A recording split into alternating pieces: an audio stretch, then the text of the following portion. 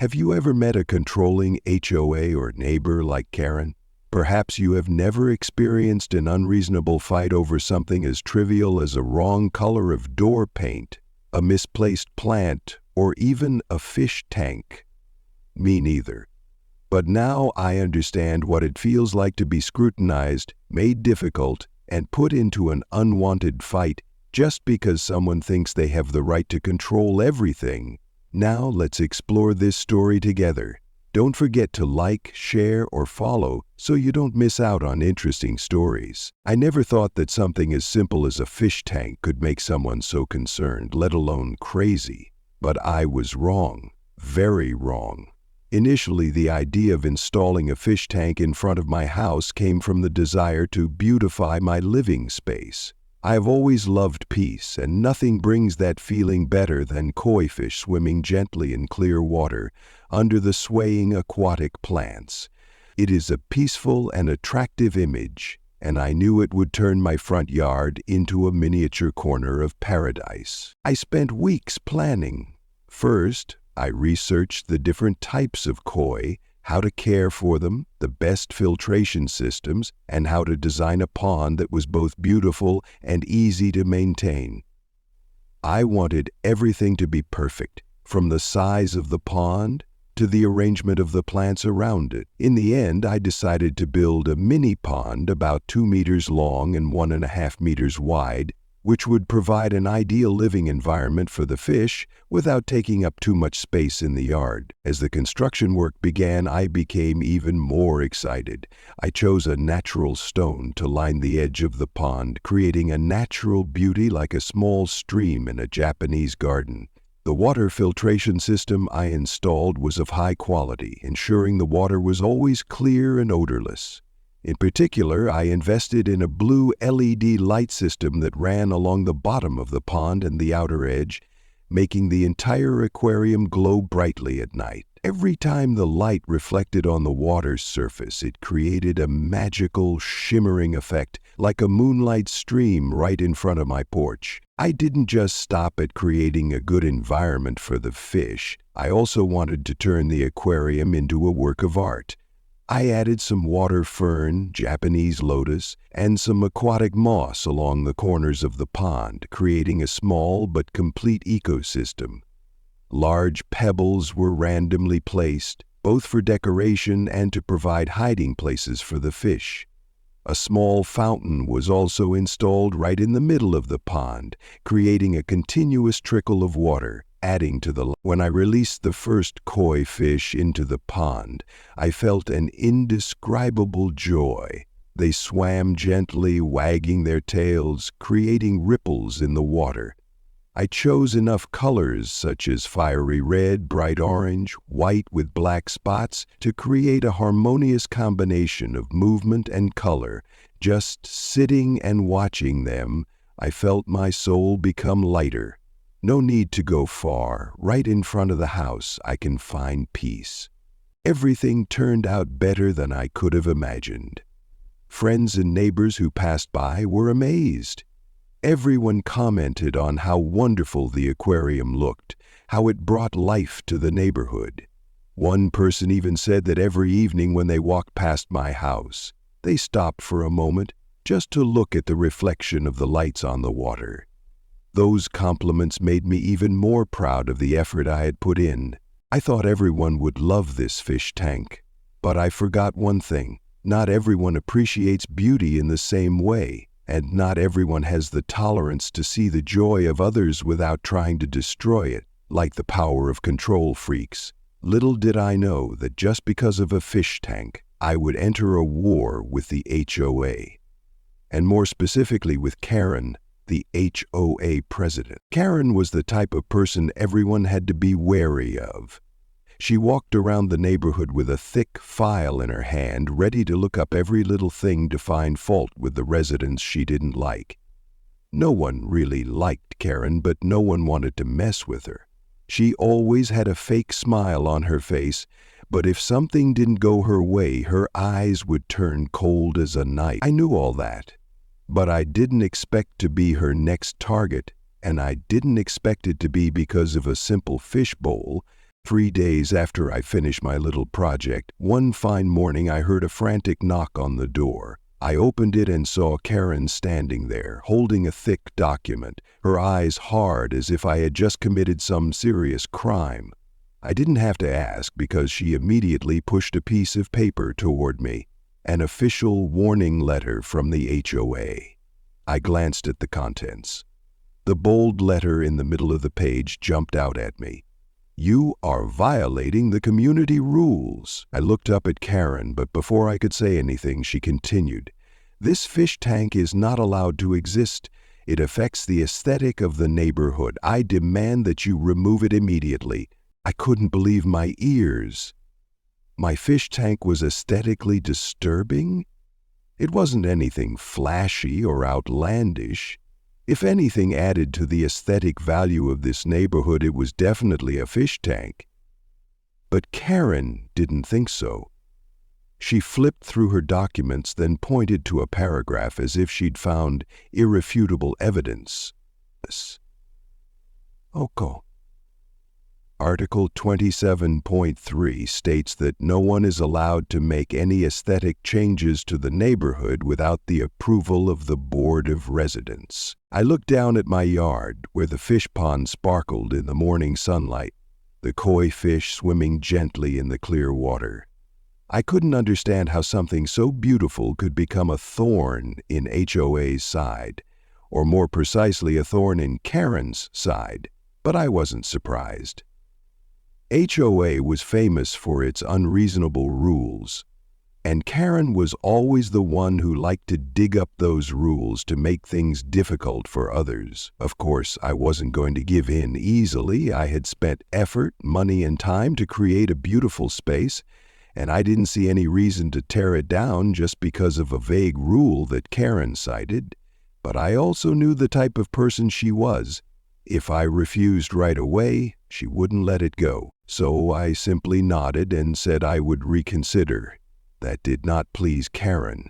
She snorted, glanced at my fish tank one more time with a displeased look, then turned and walked away. I knew this was not the end. Once Karen set her sights on someone, she would not give up easily, and sure enough, I did not have to wait long for her to return, this time with more subtle attacks. People like her never give up without a fight, and in this case, I was her target. But I was not the type to be easily subdued. I had done nothing wrong, and I was not going to let someone like Karen dictate how I enjoyed my living space. As soon as the door closed behind her, I picked up the warning letter and read it word for word. The language was filled with threatening phrases like violation, compliance required, legal consequences, all designed to make it seem like I had committed a serious offense. But as I read deeper into the actual content, I realized something important. There was no specific provision prohibiting fish tanks. All the HOA cited was a vague provision about beautiful alterations to the neighborhood without approval of the Board of Residents. But if that was the case, I wondered, how many other homes in the neighborhood had made similar changes without permission? New fences, yard lights, artificial turf. No one had ever been cited by the HOA for any of those. Why was my fish tank a problem? I decided not to respond right away, but spent the afternoon studying the HOA rules more closely. I found the copy of the bylaws that every resident receives when they buy a home, and flipped through the pages and read each line. The more I read, the more certain I became that Karen had no legal basis to force me to remove the fish tank. There was no rule prohibiting outdoor fish tanks, no restrictions on size or exterior design, unless it was dangerous or obstructed a public right-of-way. Realizing this, I began to formulate a counterattack. If Karen wanted to play by the rules, I would play by her rules. I drafted a formal email to the HOA, asking specifically what the rules said about fish tanks. I knew for sure that they wouldn't be able to give me a satisfactory answer, because the answer was simply that there was no such rule. 3 days passed without a reply. This did not surprise me. I knew Karen would not give up easily, but I also knew she had no legitimate reason to force me to remove the tank. She needed time to find another way to force me to give in. And I did not have to wait long. One afternoon, I received a new letter from the HOA. This one seemingly more carefully drafted, but instead of providing specific terms, it simply repeated what Karen had said before, that my tank was aesthetically unpleasing and required prior approval. But there was still no evidence that I had violated the terms. I knew Karen wouldn't give up easily, but I didn't expect her to be this determined. After I asked the HOA for concrete evidence that my tank violated the rules, I didn't get any reasonable response. But instead of admitting defeat, Karen switched to a different strategy, annoying me to the point that I had to give in. I knew right away that this was no longer a debate about the rules. This was a personal battle between Karen and me. She was doing everything she could to win. But I wasn't one to be pushed around. If Karen wanted to fight, I was ready, and one thing was for sure. I wasn't going to let her win that easily. It all started with the constant warning letters. Every week I would get a new letter from the HOA, all with the same general message, telling me to abide by the neighborhood rules or face the consequences. Each letter was written in threatening language, though there was no specific claim against my aquarium. At first, I simply threw them in the trash, but as the number of letters grew exponentially, I started keeping them all as evidence. If this was a game of patience, I was willing to play it to the end. But Karen didn't stop with the letters. A week later, I heard a knock on the door at noon. When I opened it, I saw a man in uniform standing before me. He introduced himself as an inspector from the local Environmental Control Committee, here to inspect my fish tank. I didn't need to ask who had called him. Karen must have filed a complaint with some kind of accusation to force the local government to intervene, and sure enough, when I asked the reason for the inspection, the inspector flipped through a stack of documents and said that someone had complained about my fish tank possibly polluting the water supply. I almost laughed. A small fish tank in my yard was polluting the neighborhood's water supply? It was an absurd accusation, but I knew Karen wasn't trying to win by argument. She just needed to cause enough trouble to make me give up. I led the inspector out to my front yard and let him check everything. My filtration system was working perfectly, and the water in the pond was so clean you could see the pebbles at the bottom. There was no odor, no sign of pollution.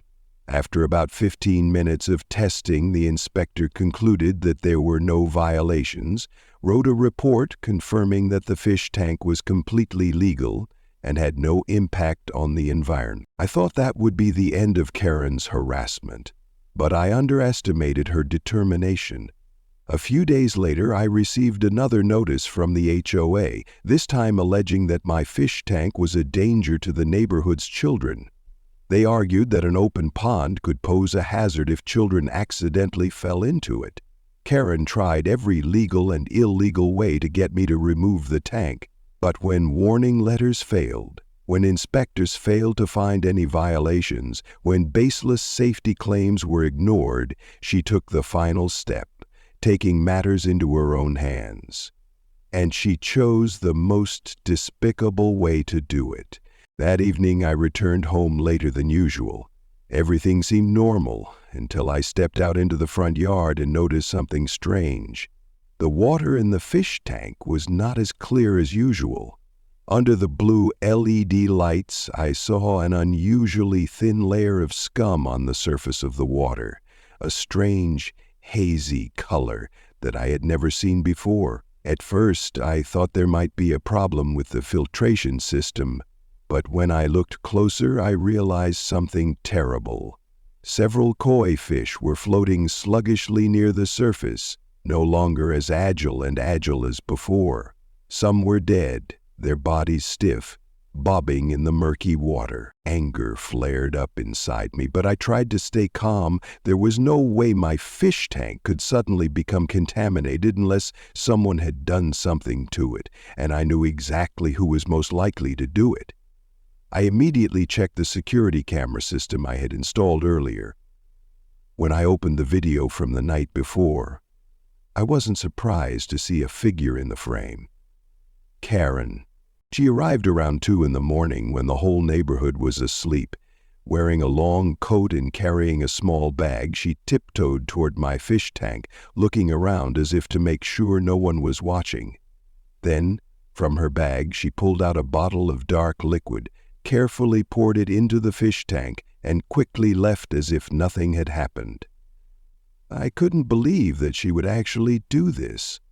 This was no longer just a legal battle, this was vandalism, even a crime. She didn't just want me to remove the fish tank, she was willing to harm innocent creatures just to achieve her goal. The anger in me was no longer just a feeling, but a determination. I clenched my fists as I looked back at that scene, and I had been patient for too long as Karen continued to push me around with the unreasonable warning letters, the calls to the inspector, the baseless accusations. This was no longer a personal dispute between me and the HOA. She had gone too far.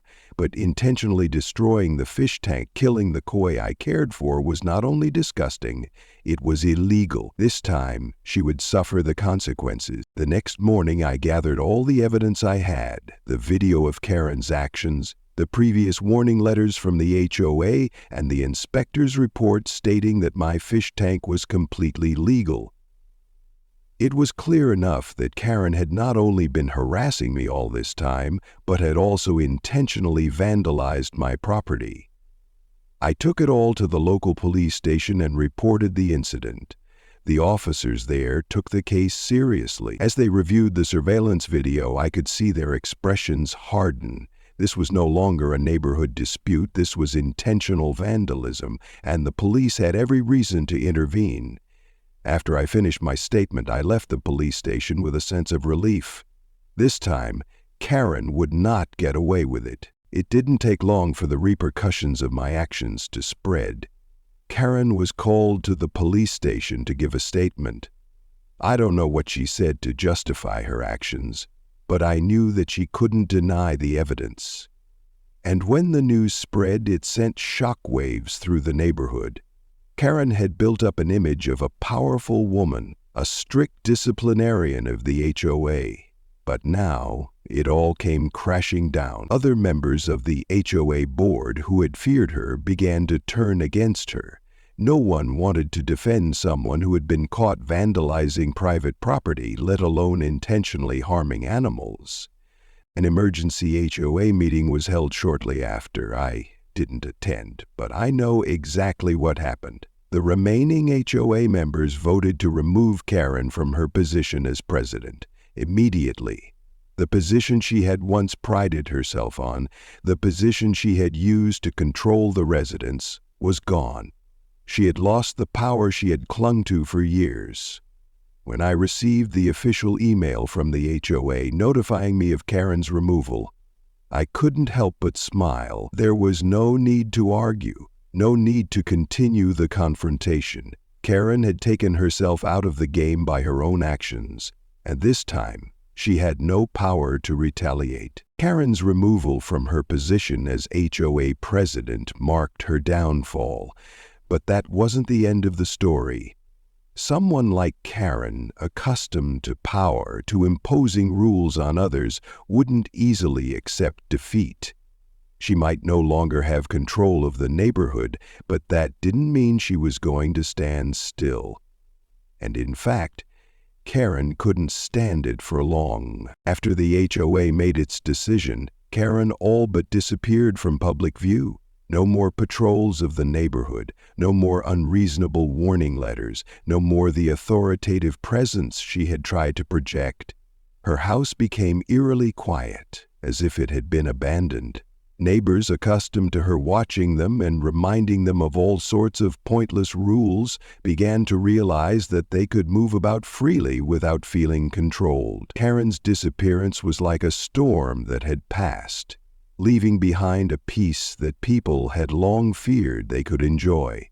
But I knew that Karen was not the type to take defeat quietly. She might be kicked out of the HOA, but her pride would not allow her to continue living in this neighborhood as an ordinary person, someone who no longer had power, no longer had respect. Being turned away from the entire neighborhood was something she could not bear. And then one morning, as I walked out to my front yard to check on my new fish tank, I saw a sign posted on Karen's front door, "For sale. Call for details." I wasn't surprised, but I couldn't deny that a sense of relief washed over me. Karen was leaving. The news spread quickly through the neighborhood, and the reaction was largely the same. No one expressed regret. Neighbors, once fearful of Karen's unreasonable rules, now spoke of her in a more relaxed tone. Some even joked that they could finally paint their front doors the color they wanted without Karen sending them a warning letter. She left quietly, without a word of farewell, on a Saturday morning when most of the residents were still asleep. I saw a moving truck pull up in front of her house. The movers worked quickly, and within hours the house was empty. She left no trace but a house waiting for its new owner. As the last truck drove away, I saw a few neighbors standing in their yards, watching silently, then turning to each other, exchanging relieved smiles. No one said a word, but everyone understood. Finally, Karen Flowers was gone, and the neighborhood was truly free. The tense days were gone. No one knocked on the door in the early morning with a thick document in hand. No more warning letters with threatening tones. No more eyes examining every brick, every bush just to find some vague violation. The atmosphere here seemed lighter, as if the whole residential area had just breathed a sigh of relief after a long nightmare. I was in no hurry to do anything right away. After all that had happened, I simply enjoyed the peaceful days, passing by my fish tank without having to be on guard against unreasonable complaints. But then, a thought appeared in my mind, a satisfying thought. If my fish tank had been a thorn in Karen's side before, if it had been the reason she was so mad that she had tried to destroy it, now there was nothing that could stop me from making it bigger, more beautiful, and more prominent than before. I started planning. This time, not just a small fish tank on the porch, but a real aquarium, a living work of art that no one could ignore. I expanded the area, dug deeper to create natural depth, added more rocks, aquatic plants, and a small waterfall system that would babble day and night. I no longer cared about keeping it inconspicuous or minimalistic to avoid attracting attention. I wanted it to be a real highlight of the neighborhood, something that no one could complain about because it was simply too beautiful to say anything. The construction days passed quickly. I hired a professional team to make sure everything was perfect this time. The water filtration system was more advanced. New LED lights were installed to make the fish tank glow brightly at night, reflecting magical rays of light on the water like a fragment of the starry sky. The koi fish this time were not just ordinary ones. I chose the most beautiful, largest, and most brilliant ones to turn the fish tank into a vivid picture of freedom. When the new fish tank was completed, the reaction of the neighborhood made me laugh. No one objected. Not a single warning letter appeared in my mailbox. No one knocked on the door asking me to remove it. On the contrary, many people stopped in front of my house longer, looking and admiring.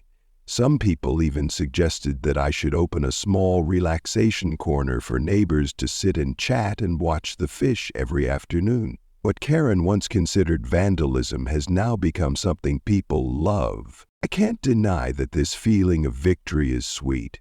Not only did I get to keep what I love, but I also turned it into a small symbol of change. HOA no longer has an authoritarian ruler. The neighborhood has become more open and pleasant.